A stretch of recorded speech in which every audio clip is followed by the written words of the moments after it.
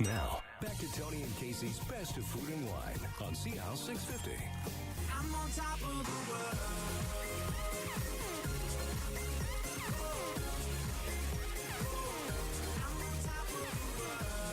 Welcome back to the Best of Food and Wine. Arthur, the actual real time is just after 8 o'clock. In less than 55 minutes, we'll be closing the competition. Not the competition, the giveaway. Yeah, we've been talking about this the last 3 nights. We are giving away an amazing 2-night stay at the Painted Boat Resort Spa and Marina on the Sunshine Coast. Free ferry passes, a deluxe breakfast basket, and of course your favorite, the couple's massage. The couple's massage. Which is a prize in itself. Yeah. So head down here before 9 o'clock. Put your name in the bucket, in our little fish bowl. We will draw the name in less than an hour. Okay, perfect. Our guest is Ingo Grady. He's here to talk to us about a very special project that's unfolding in the Okanagan, a winery called CheckMate, which is down in the new Golden Mile sub-appellation, which is great. And it's a winery making, is it 5 Chardonnays? 5 Chardonnays. Which is beyond belief, really, in some ways. You'd have to be nuts to open a winery and sell 5 Chardonnays. If you weren't Anthony. Well, these wines wanted to be made. Yeah. So when we brought in Phil McGaughan from William Salium, and he studied the vineyards. Yeah. And he tasted the fruit, and he decided that there were 3 single vineyards that he wanted to make. Of course, a winemaker wants to make a blend. Sure, of course. And then the 5th wine, Attack, is different for a different reason. We'll get to it. Okay, so you brought one of the 5 wines along, which, by the way, is in I can only describe it sort of as an antique. Oh, it's a fabulous bottle. Well, we're referring to CheckMate as an artisanal winery. I think the bottle emulates that nomenclature, and the wines are made in about as non-interventionist way that I can imagine. 50% wild yeast fermented. We basically split the free-run juice into a barrel that's inoculated and a barrel that is not. Yeah. We do full malolactic on these wines. We don't rack them for 17 to 18 months. We do some lees steering. We get complete integration of the yeast autolysis, what it contributes to the wines, right, but also the oak. And hand-picked? Hand-picked at night at cool temperatures. So the wines come in at the right temperature for starting the fermentations. They're kept in barrels at between 3 and 5 degrees Celsius, so very cold. The only time we rack them off their lees is when we bottle, and the wines are bottled unfined and unfiltered. So what as natural as you can be. Like as I said before, patience is a great character trait that Phil has, and in his first vintage, he's made magnificent wines. This is not a salesperson speaking. Everyone who's had the opportunity to taste the wines is blown away by them, whether it's a novice or educated palates. Some of the best restaurants in Vancouver, in the Okanagan, at the Wickeninish, yes, and in Whistler are supporting the wines. There's not that many barrels. In total, just over 50 barrels were made between 5 different wines. So Queen Taken, we made 9 barrels. So each barrel has 300 bottles. The wines are severely allocated. I manage the wines going to the best restaurants. And then consumers, people interested in acquiring the wines, can simply go on the website, checkmatewinery.com. We invite people to register for an allocation. The next step is very simple. You create your own password, which allows us to assign your credit card to a third party, and the rest is really up to you. There are 3 gift sets available, a 3-bottle beautiful carton of each of the single vineyards. There's a 5-bottle box of 1 bottle of each of the 5. And if you want to mix it up, just get a hold of me. I'm the only person on the CheckMate website that answers your mail. Wow. It's very hands-on, very limited, very exclusive, small lots by the same nature as, there's not a lot of these wines. But I'm excited with the early response at these prices, but the wines are compelling. Okay. Let's get to the price because as we taste the wine, this is a $125 Chardonnay. Yep. Out of British Columbia. Outrageous, right? Yeah. Do you sleep at night when you think about, at least before, when you thought, well, I got to sell this wine? I think he thinks it's too reasonably priced. I've had that comment, but I'm not the kind of person like you and I. We're not generally making a habit of drinking a $100 wine. But for the same reason that people are driving beautiful cars and living in expensive homes, the way these wines are grown and the way these wines are vinified, and as how special as these wines are, and why would we not? You know, there's an underlying issue in the Okanagan in that for the first time, the average price for a bottle of VQA wine has dropped below $18 a bottle. Yeah. Making wine in the Okanagan is not a race to the bottom. Vineyards in the Okanagan are not an agricultural commodity. You know, Canada is good at that. Yes. But we're not growing wheat here. We're not growing apples. You know, for us, the agricultural product can only be luxury. It's added value. And if the quality is comparable, I'll challenge anyone to enjoy this wine in the company of any great white Burgundy for which you pay 2 and 3 times. Yes. So if the wines are of equivalent or even greater quality, why should they not be worth, especially when they're available only in limited quantities and are very carefully controlled as to where the wines go. It's interesting, this wine. I had this wine, obviously, I don't know, it's about 8 months now, I guess, from the last time I tasted it. Maybe not quite 8. It's a little fruitier now than it was. It seems to be, you know, expressing the fruit a little more than at the time. There's a definite, I love what's happening to this wine. Yeah, it's rich. I think the way it's made, there's a textural element here that, but it's not overbearing. No, not at all. It's still, it is a bit more, but it's more next world.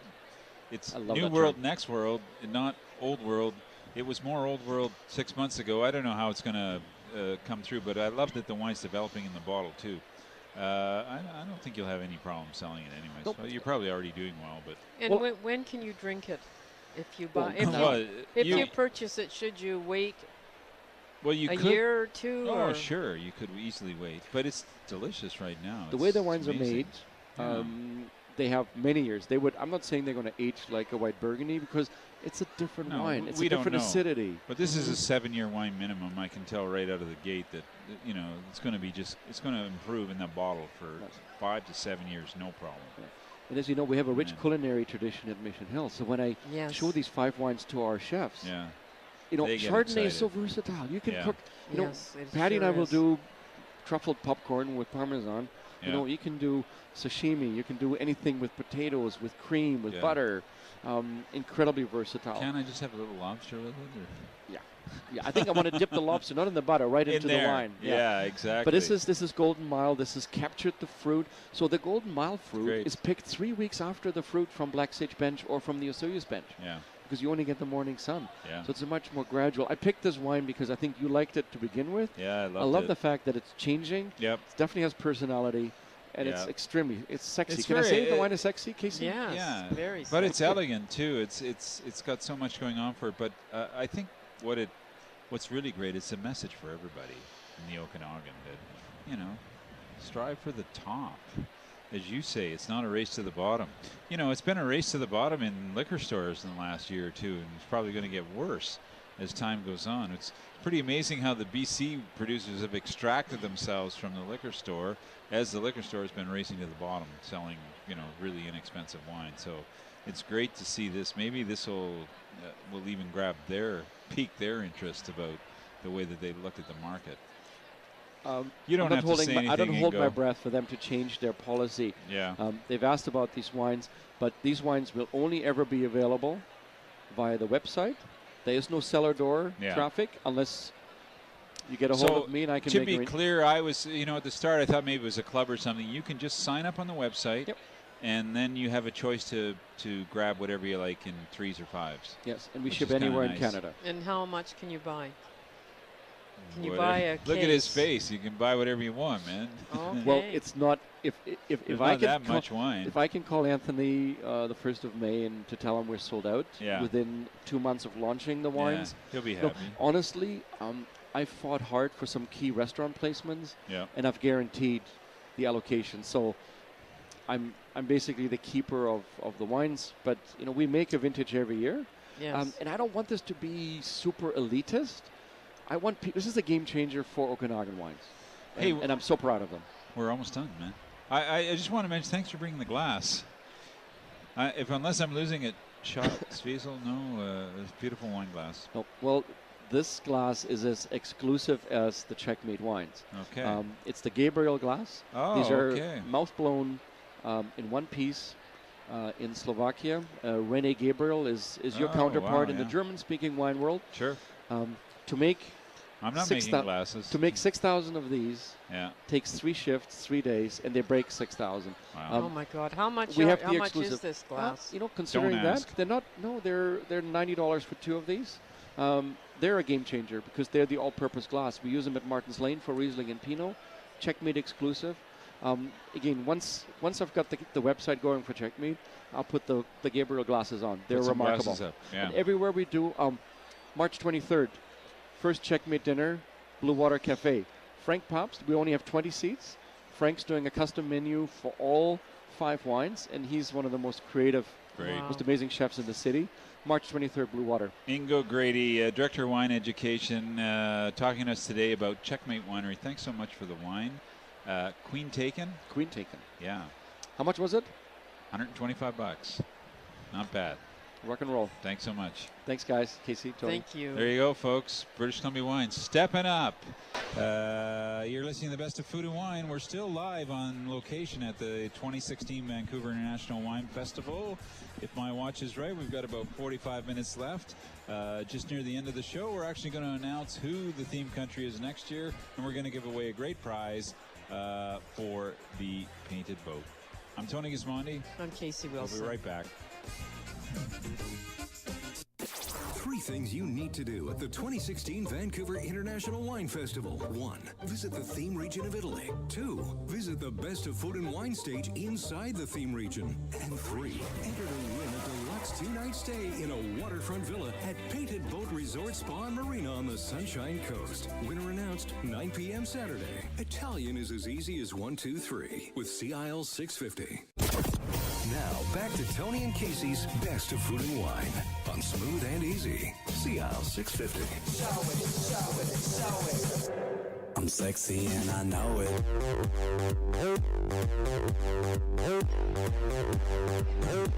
I'm sexy and I know it. Welcome back to the Best of Food and Wine. I'm Tony Gismondi. I'm Casey Wilson. Our next guest is sexy and he knows it.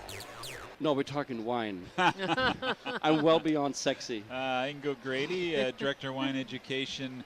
You may know him for many years from Mission Hill Winery, and you're still there, but we're going to talk about a new project today, CheckMate. Pretty slick. Put me down as an early skeptic and a complete believer. And a complete believer. I mean, we started this 4 years ago. Anthony started this 4 years ago. Yeah. So I want to just clearly separate CheckMate from Mission Hill, although its origins are closely linked to same owner. To when things got interesting in the Okanagan with the 92 Chardonnay. Yeah. For perspective. But Anthony is a gentleman who never stops. Yeah. In one place. So he's driving. He's driven John Symes for 24 vintages. Yep. I'm almost at that. Cumulatively. I was going to ask you how long you've been there. Well, I was with Anthony in 81 for a few years, and then the last 16 years. Wow. So in a way of observing how far the Okanagan has come in a relatively in one generation. Yes. And I think CheckMate represents the pinnacle of the moment. And if I may, Tony, you were an early observer of CheckMate. You've been to the winery with Phil McGaughan, the winemaker. Yeah. You wrote one line that gives me goosebumps because you compared the Chardonnays not to Old World or New World, you called them Next World. Next World, yeah. And that is what excites me, that the Okanagan cannot get to where we want it to be without having wineries with vintners, with viticulturists who think forward, who push the envelope, and CheckMate certainly does in many ways. Yeah. And, well, it's so appropriate you say that at a wine festival where Italy is the theme. And I just came out of a Legends tasting, which was incredible, where, and you well know, the great sort of marker wines, Barolo and Tuscany and Amarone. But, they sort of, I was saying in the tasting that they held the ground while they were being surrounded by all these indigenous varieties now that people are celebrating. And everybody in Italy has gone back to their little village and their little piece of dirt, and they're trying to do something. Even the Lambrusco that maybe, as I said, you and I probably would never look twice at, 15 years ago, is now doing well. And this infectious kind of philosophy is finally coming to the Okanagan, which is so refreshing. Well, there's a pioneer spirit, and I think Marchese Piero Antonori has always maintained that you need to respect where you've come from. Yeah. Look at your heritage, but also strive for innovation. Yes. And both can happen at the same time. The classic tension in Europe, whether it's in Rioja or in Tuscany, is modernist versus traditional, and the best wines are probably somewhere in between. Now, with climate change being a reality, adaptation is key, because the classic wines from the classic regions no longer taste like they did 20 years ago. There's change in the air. When I saw Angelo Gaia speak at the New York Wine Experience last October, the first words out of his mouth were climate change. Yeah. He enlists 9 different viticultural consultants, he says, because not one of them has all the answers. But he says, between the 9 of them, I think and Anthony thinks the same way. Yeah. You know, if there's someone in the world that can help us make better wine in the Okanagan, he's likely working for us or involved with us in some way. Well, there's one guy who's going to make better wine in the Okanagan, and he's not working for you. And good luck trying to get him. I think he's the big guy up there who's kind of warming up the Okanagan. Because you're talking climate change, It's kind of fun to think about a region that was, sort of chasing Napa, and now while Napa's cooking, we are kind of settling in into a nice range of temperatures that make a lot of things possible. Well, there's really sound science to this. We've been working with Dr. Gregory Jones, the leading climatologist in the world. In fact, the Nobel Peace Prize winner, contributing to the 2008. And he talks about climate envelopes. Right grape, right place, where Chardonnay sweet spot was somewhere near Carneros, not even Napa Valley floor. Yeah. And we think that sweet spot has moved 800 miles north. Yeah. These I do too. Climate envelopes are usually a 2.5 degree, and in terms of climate, a change of 1.5 degrees Celsius in a growing season is significant, is earth-shakingly profound in terms of the kind of wines you can make. And where is he from? He's a professor at the Southern Oregon University, Dr. Gregory Jones.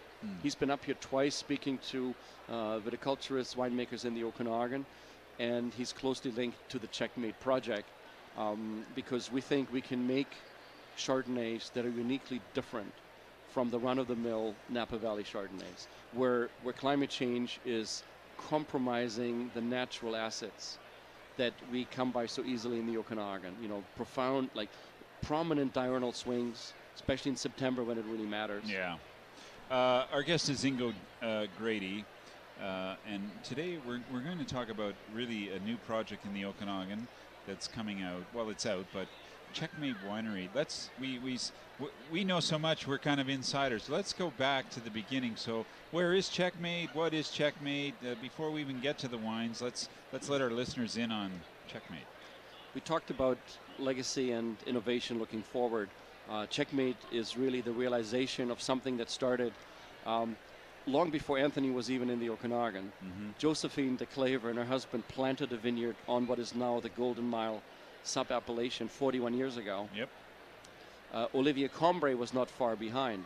Long story short, we were able to purchase not only Olivier's property on the Golden Mile bench, but a year later, Josephine's 25-acre Chardonnay vineyard planted to a clone. We call it the de Claver clone to honor the family. It's a heritage clone of no known provenance. Yeah. It's not Wente, it's not a Dijon clone. There's a mystery surrounding it, but the quality of the wines have a pronounced it's a Mendoza aromatic. Clone, no. Well, it's quite musqué, it's quite aromatic, so it could be. Yeah, we don't know. We don't know, and it's kind of nice to. Wine is like that. You don't have to figure out everything. No. Enjoy the glass. And wherever I've been with the CheckMate wines, even people that want to hate them come around and fall in love with the wines. Why do people want to hate them? I don't understand that. Well, the price point for starters. When I came in with 5 Chardonnays priced between $85 and $125 a bottle. Now, is that a game changer for the Okanagan? Yeah. I've got some other colleagues in the valley saying, "Are you nuts?" Others are saying, "Thank you."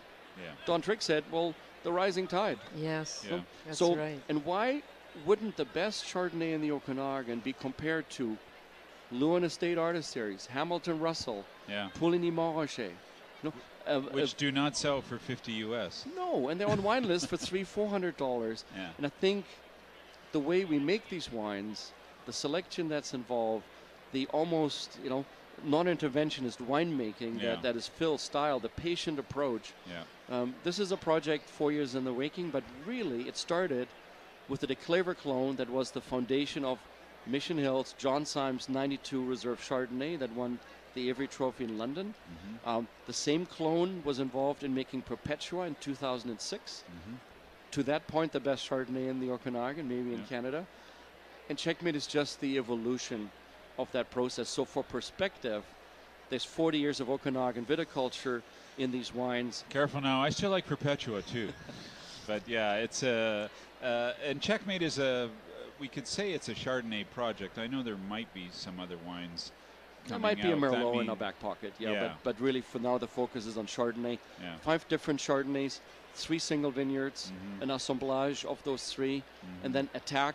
I only brought one wine today, Queen Taken, which is the home vineyard, the old DeClaver side on the Golden Mile Bench.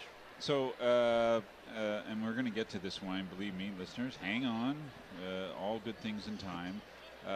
Let's talk a bit about the winemaker. Because it's never easy to find somebody. First, it's never easy to find a top quality winemaker, and then to get him to come to the Okanagan is also another trick. Anthony's pretty good at that. He got Symes. He got Symes 25 years ago. Yeah. No, the Okanagan for a top-end chef or winemaker or viticulturist with a family is extremely attractive. Yes, it is. The fact that we speak English there helps. Yes. And I think the fact that a winemaker from down under can actually come and visit in between seasons without necessarily being caught by his employer. So the recruitment down under, and let's keep in mind, these are some of the best trained winemakers in the world, whether they're from New Zealand or from Australia. But Phil McGaughan, in a way, we talk climate change, but talking about the weather is boring. But as the canary in the coal mine, viticulture, he started as an attorney in Brisbane. He then switched trades, became a winemaker in the Hunter. He then worked at William Cillian in Sonoma's Russian River, making amazing Pinots and Chardonnays.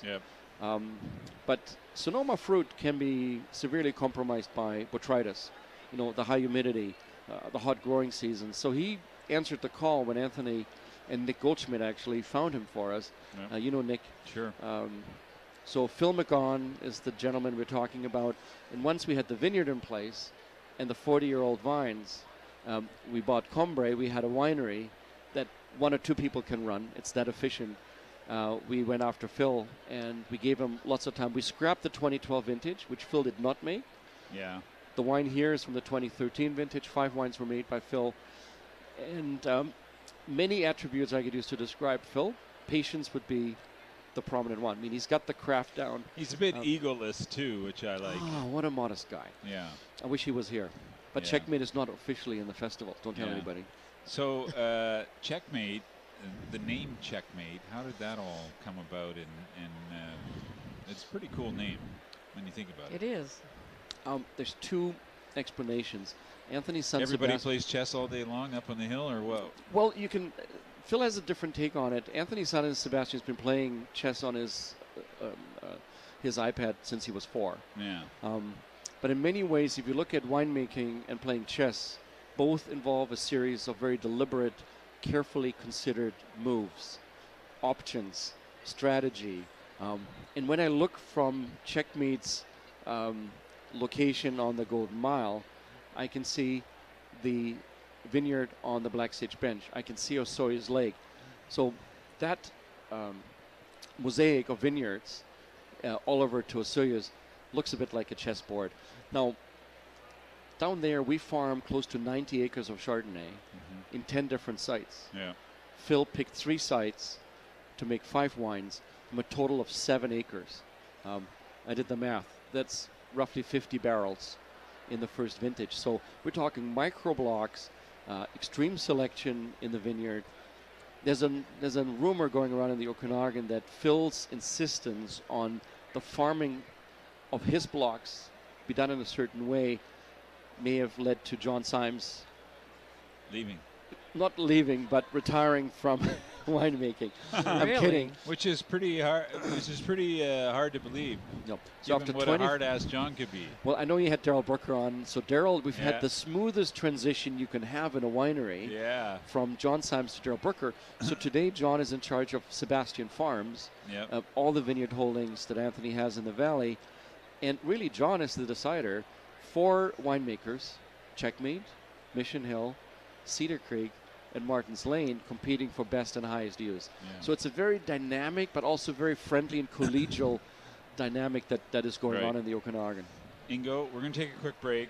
We're talking about a really special new wine coming to the Okanagan, CheckMate. And when we come back from the break, we're going to taste one of the wines, Queen Taken, which is a great name, too, of course, along the chess theme. You're listening to The Best of Food and Wine. We're coming to you live from the floor of the Vancouver International Wine Festival. It's 2016. There are 155 wineries. Italy is the theme. It's the last night. The place is packed. Party night, Tony. I'm Tony Gismondi. I'm Casey We'll Wilson. be right back. This is Tony and Casey's Best of Food and Wine on CL 650.